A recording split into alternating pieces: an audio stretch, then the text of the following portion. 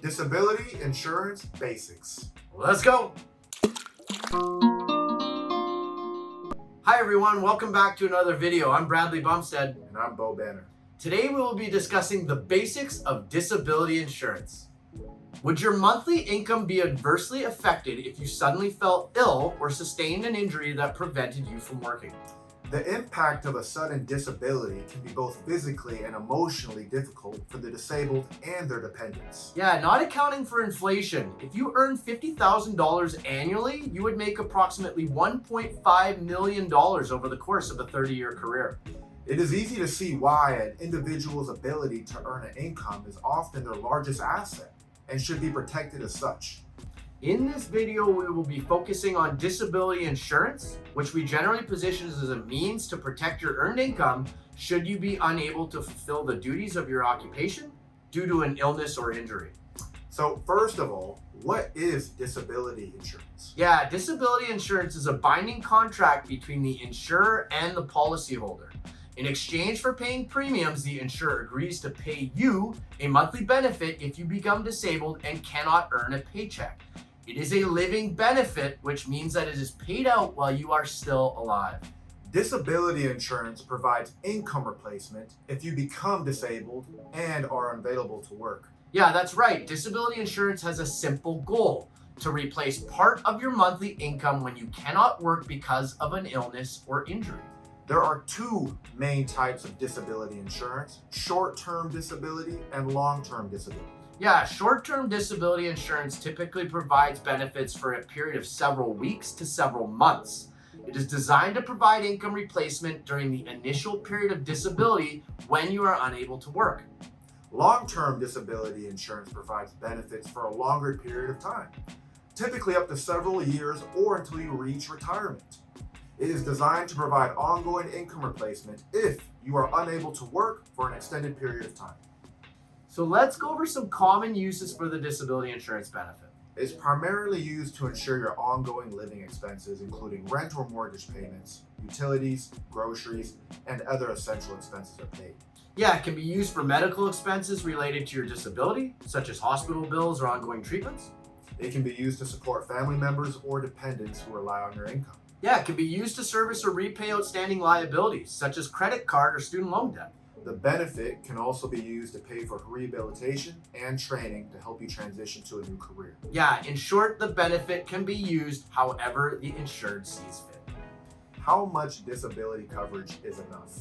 Yeah, there's no one-size-fits-all answer to how much disability insurance a person needs, as the amount of coverage depends on several factors, including income, living expenses, and financial obligations. That said, an easy way to get an idea of how much disability insurance you would need is to add up your monthly living expenses, add up how much income you can expect to continue receiving if unable to work, and subtract the second figure from the first figure. Yeah, the difference is the minimum amount of disability insurance you should consider securing. For most individuals, this amounts to 60 to 70% of their pre-disability income. Not all disability insurance policies are created equal. Unlike life insurance, disability is a more complex product as it has many variables between policies. We want to take a moment to review some of the policy specifics that need to be understood when determining the ideal coverage to meet one's needs and how each affects the premium cost. Yeah, one of those variables is the elimination period. So this is the amount of time you must be disabled before the benefit payment begins, which can range anywhere from 0 days to 2 years. The shorter the elimination period, the higher the premium cost. Benefit period. A benefit period is the length of time during which a benefit is paid. Ideally, the benefit will be paid until age 65, but can be as little as 2 years. A longer benefit period results in a higher premium. Yeah, another one is your occupation class. So the type of job you do has an impact on the cost of coverage. For example, an accountant is less likely to become disabled than an electrician due to injury, which is accomplished by grouping similar risk occupations into different classes which have different rates applied for premium purposes. There are also variations in the definitions of disability. Are you covered for total disability only, or does your coverage include partial disability as well? Yeah, it's an important distinction because one of them ceases to pay a benefit if you are able to return to work in any capacity, whereas the other provides a prorated benefit paid if unable to perform job duties at full capacity. Are you covered if you are unable to perform the duties of your regular occupation or any occupation? Another great distinction. One of them protects your ability to work in your preferred occupation, whereas the other will deem you ineligible for benefit payments if considered fit to work in any job. I think I have coverage through my employer. So what are the differences between employer-sponsored and personally owned insurance, and what if I don't have enough? That's a great question. Disability insurance can be purchased as an individual policy or may be offered as a benefit by your employer.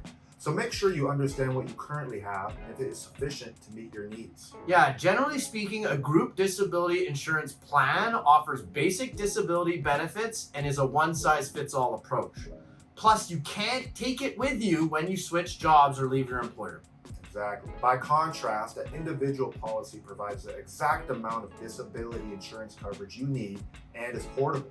You are also free to customize it to meet your specific needs with enhanced definitions of disability and additional riders. Yeah, and if your coverage through your employer is not sufficient, you can supplement your coverage with a personally owned policy.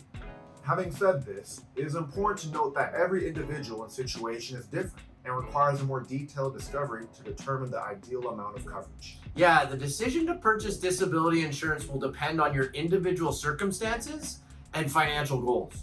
It's a good idea to speak with a financial advisor or insurance professional to determine the type and amount of disability insurance that's right for you. As independent brokers, we can search the market on your behalf to find the most cost-effective coverage that is best suited to meet your needs. Yeah, and if you want to explore coverage options or get a review of your existing insurance coverage, schedule a 20-minute insurance discovery meeting using the link below. That concludes our video for today. If you found this information helpful, please like, share, subscribe, and turn on the bell icon below to be notified of upcoming videos on our channel. Thank you very much for your time and have a great day. See you next time.